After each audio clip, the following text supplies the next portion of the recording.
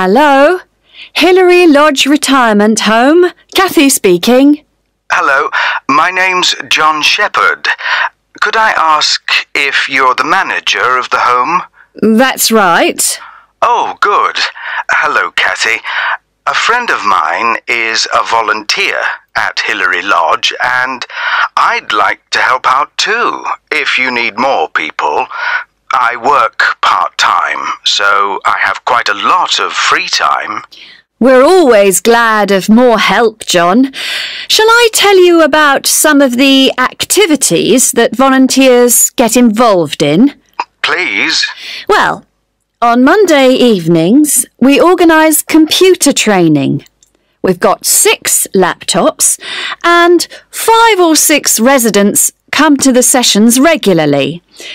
They're all now fine at writing and sending emails, but our trainer has just moved away and we need 2 or 3 volunteers who can help the residents create documents.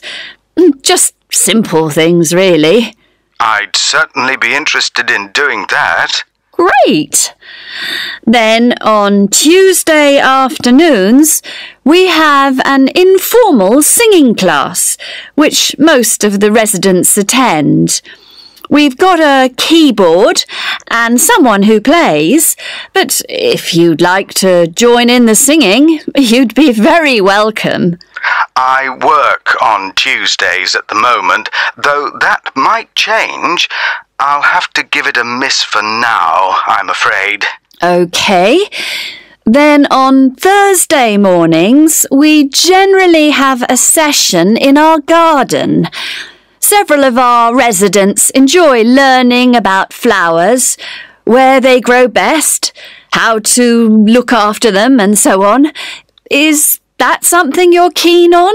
I'm no expert, but I enjoy gardening, so yes, I'd like to get involved.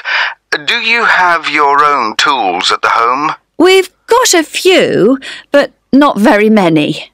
I could bring some in with me when I come. Thank you very much.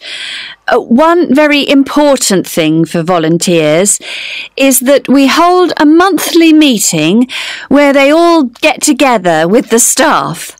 It's a chance to make sure we're working well together and that everyone knows how the residents are and what's going on in the home. Uh-huh. Now, obviously, we'd need to get to know you before you become one of our volunteers. Of course. Could you come in for an informal interview later this week, maybe? I'm busy the next couple of days, but would Saturday be possible? Certainly. Just drop in any time during the day. I won't be working then, so you'll see my assistant, Mairead. Sorry, how do you spell that? It's M-A-I-R-E-A-D. Mairead. OK, got that.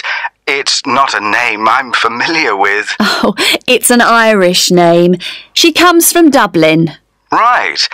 And the road that Hillary Lodge is in is called Bridge Road, isn't it? That's right. Number 73. Fine.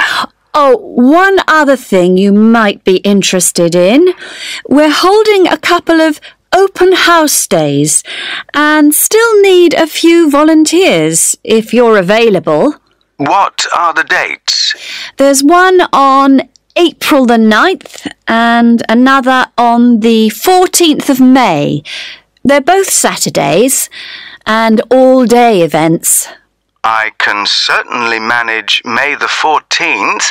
I've got another commitment on April the 9th, though. That would be a great help. We're having several guest entertainers, singers, a brass band and so on, and we're expecting a lot of visitors. So one possibility is to help look after the entertainers. Or you could spend an hour or so organising people as they arrive, and then just be part of the team, making sure everything's going smoothly. Well, shall I show people where they can park? Lovely. Thank you. One reason for holding the open house days is to get publicity for Hilary Lodge locally. So you may find you have someone from a newspaper wanting to interview you. They'll want to find out from 2 or 3 people why they volunteer to help at the home. We're trying to get a TV station to come too, but they don't seem very interested. I don't mind being interviewed. Good. Well, if you come in for a chat, as we arranged, we'll take it from there. Thank you very much for calling. My pleasure. Goodbye. Bye. That is the end of section 1. You now have half a minute to check your answers.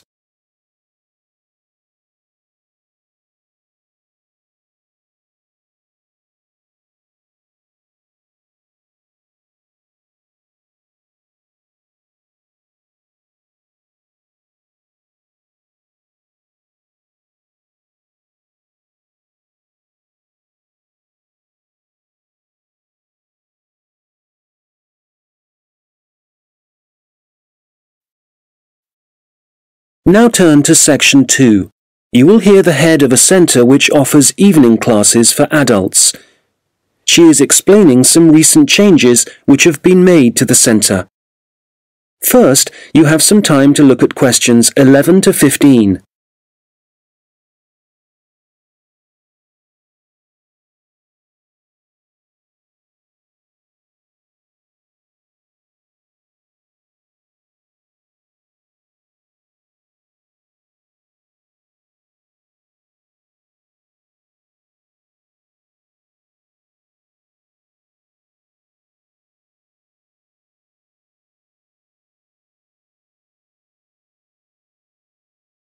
Hello. As some of you know, I'm Elaine Marriott, the head of the college's Learning Resource Centre. We've invited all of you taking evening classes and leisure activities to come and see the changes we've made to the centre in the last month. One major change we've made here on the ground floor is to the layout, as you can see from looking around you. I'm sure you'll recognise the desk. That's still in the same place, as it has to be just inside the door. But you'll see that there are now periodicals on the shelves in the corner behind the desk. We've brought them nearer the entrance because so many people like to come in just to read magazines. We now stock a far wider range of periodicals than we used to, so we've decided to separate them from newspapers. This means the newspapers are now just the other side of the stairs, near the study area. Now, another thing is that we've brought the computers downstairs.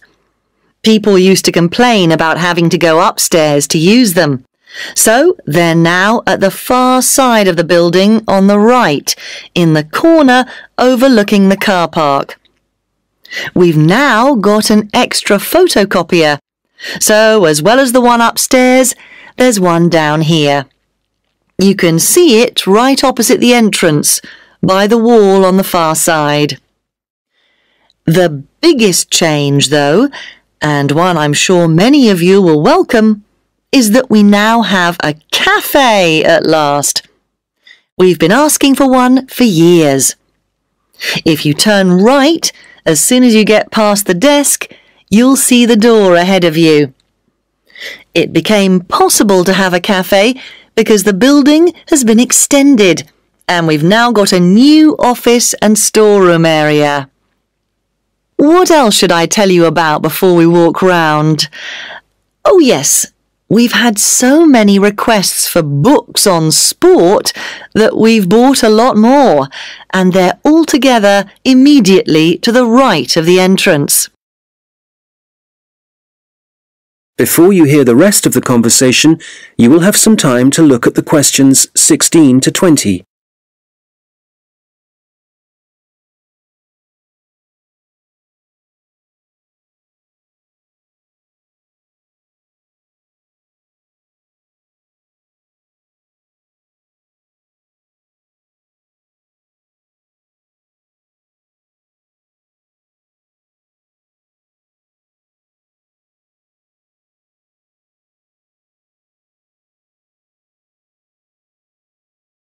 Now listen and answer questions 16 to 20.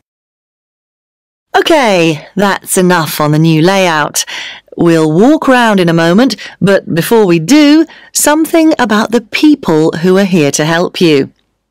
Of course, all the staff will do their best to answer your questions, but now we're each going to specialise in certain areas.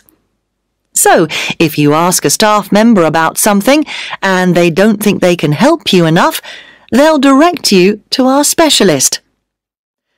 Jenny Reed is the person to see if there are any films you'd like us to stock, as she's taken over responsibility for purchasing those. I'd better warn you that our budget is limited, so I'm afraid we can't promise to buy everything you ask for.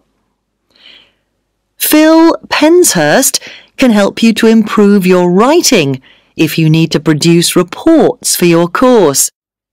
You can book a half-hour session with Phil to start with.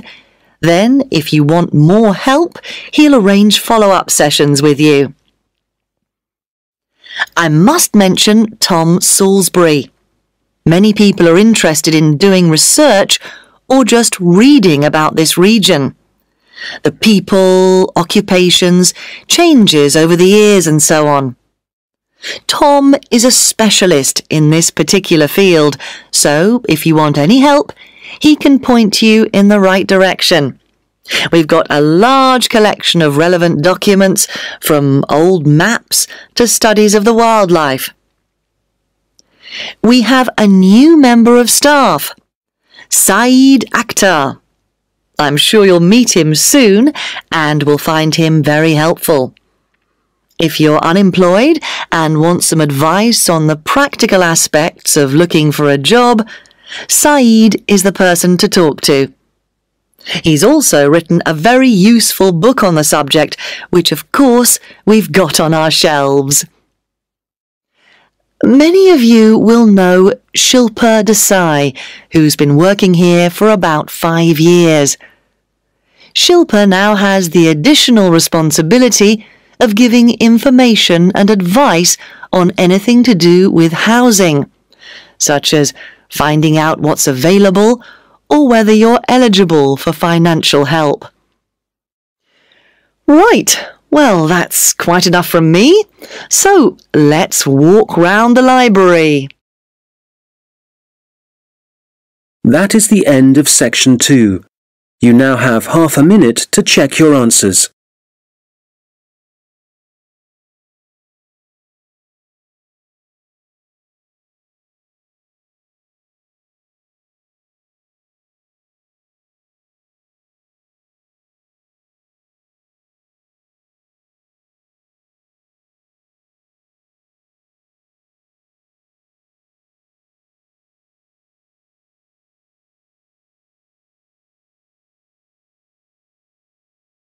Now turn to section 3. You will hear a tutor and a student discussing a project the student is working on.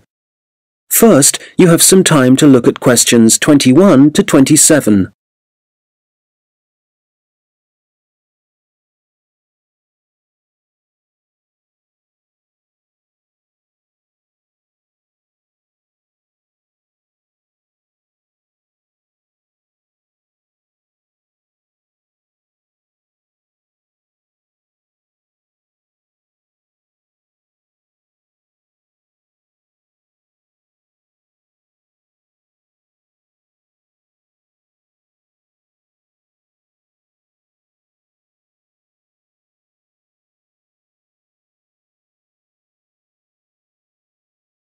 Right, Stuart.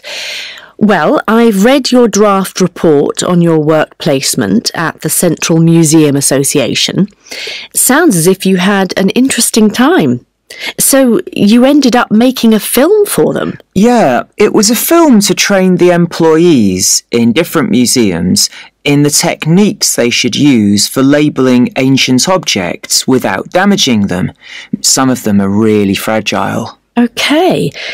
So, in your report, you go through the main stages in making the film. Let's discuss that in a little more detail. You had to find a location, somewhere to shoot the film. That took quite a few days because I had to look at different museums all over the country, but I'd allowed time for it. And even though it was the middle of winter, there wasn't any snow, so I didn't have any transport problems. Right. Did you have to decide what equipment you'd need for the filming? Yes, I think they were quite surprised at how well I managed that. It was just the luck of the draw, actually. I'd done that project with you last year. Oh, on recording technology? So you knew a bit about it from that, right? Yeah. What I found really hard was actually writing the script. I had a deadline for that, but the association had to extend it. I couldn't have done it otherwise. Would it have helped if you'd had some training there? I think you're right. I probably needed that, yeah. Right. Now, from your draft report, it sounds as if you had one or two problems deciding who was going to actually appear in the video. The casting, yeah. I'd expected that the people who worked for the association would be really keen on taking part. But they weren't? The thing was, they were all so busy. And it did mean some of them had to travel. But Janice King, who I was reporting to for the project, she was great. She arranged for people to have time off and for their work to be covered, so that was a big help for me. Right. And it sounds like the filming itself went well. I gather you found a company who provided an online introduction to the techniques. Yeah, it was really informative and very user-friendly. I learned a lot from it. And then the editing? For that, the association put me in touch with someone who works for one of the big movie companies, and I went down to the studio and sat with him in front of his computer for a day, learning how to cut and paste and deal with the soundtrack and so on. So, was that all? No, I didn't include this in my draft report, but I had to design the cover for the DVD as well, the lettering and everything. Have you done any of that sort of design work before? No, but I did a rough draft and then talked it through with a couple of my mates, and they gave me some more ideas, and when I'd finished it, I showed it to the people who worked at the association, and they really liked it. Excellent.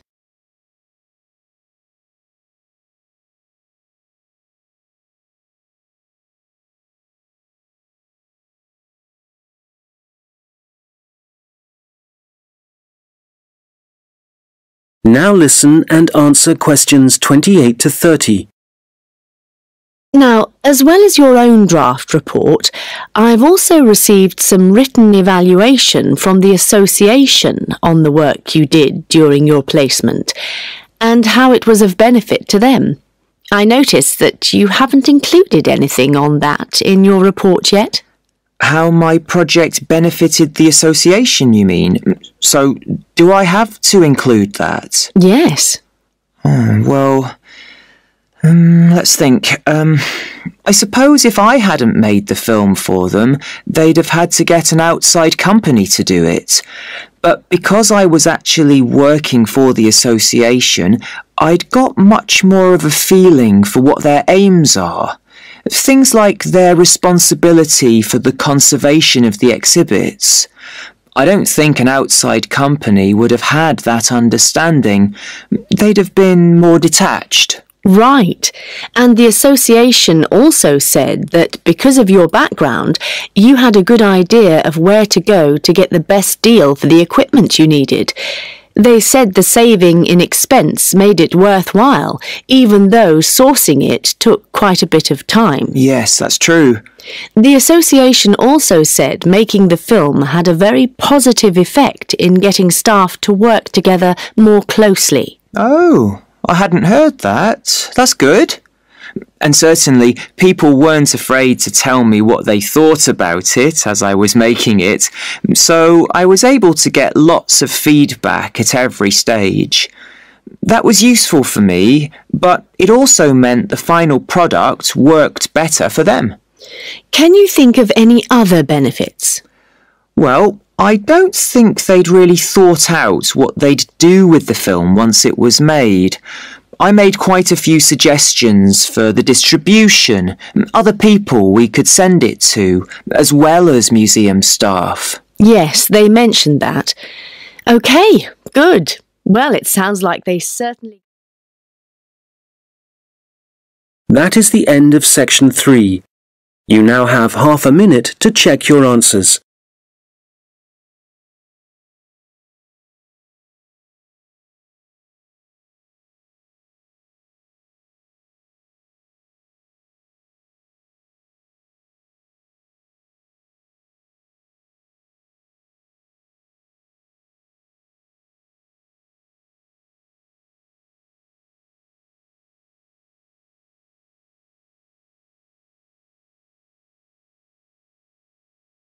Now turn to section 4.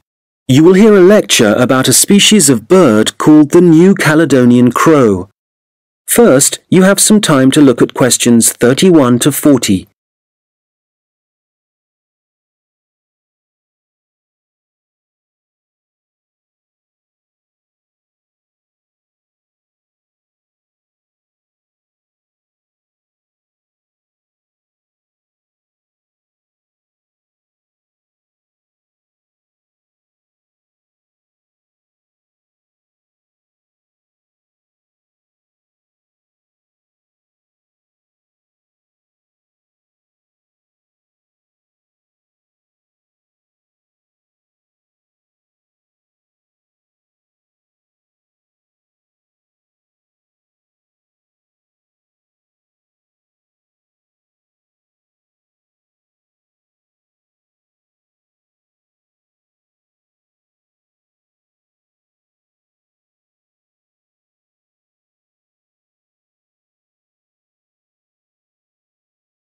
Now listen carefully and answer questions 31 to 40.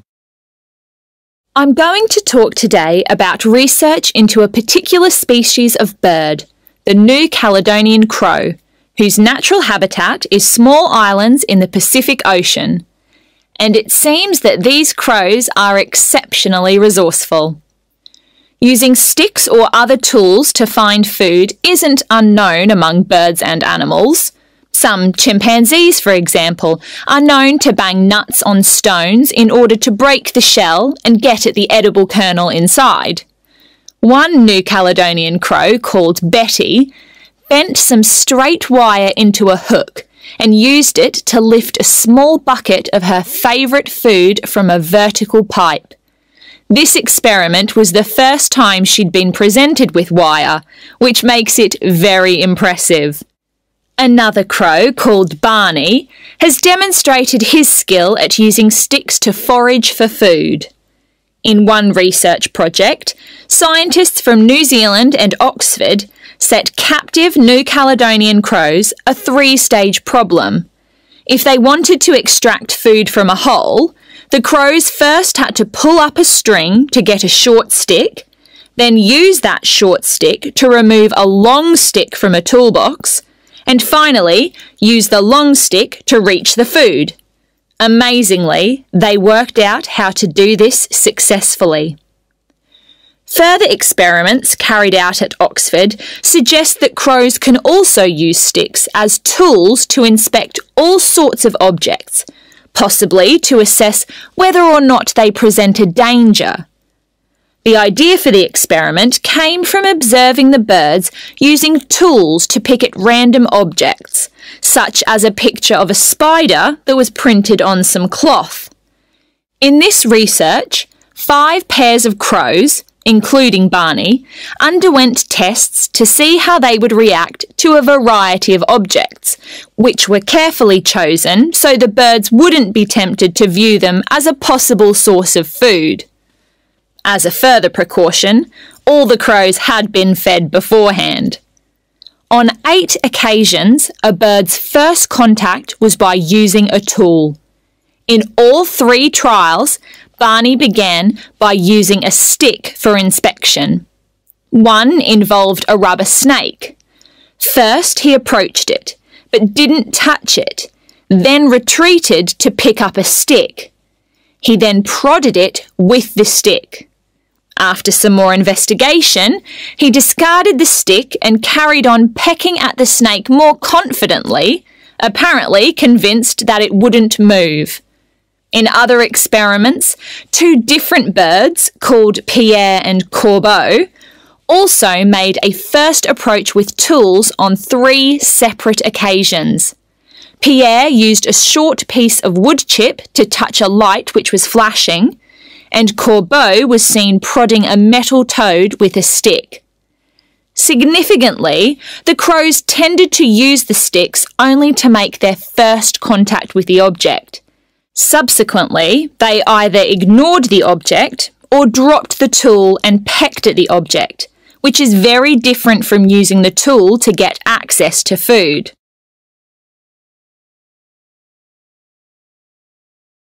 So, what conclusions can be drawn from the research?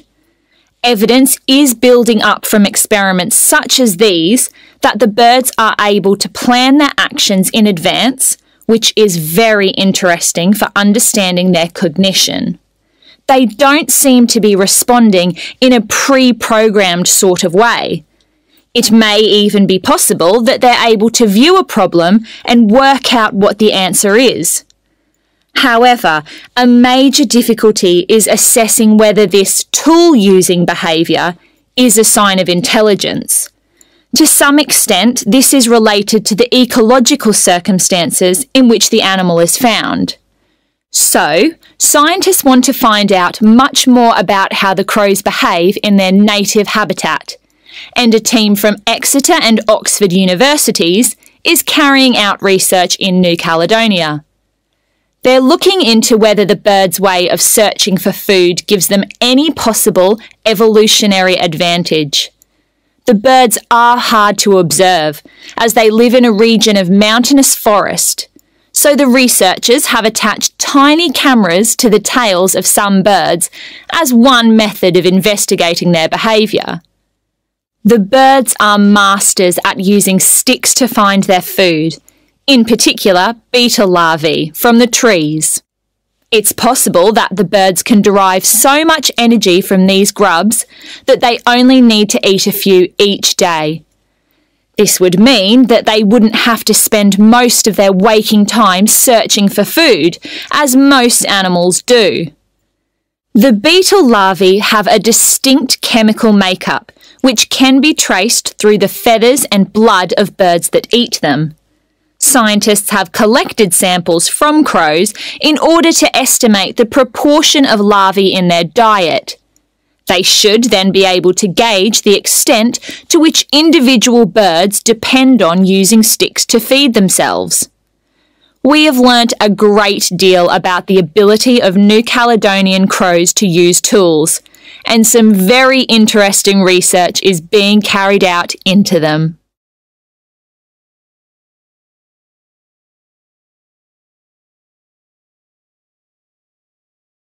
That is the end of section 4. You now have half a minute to check your answers.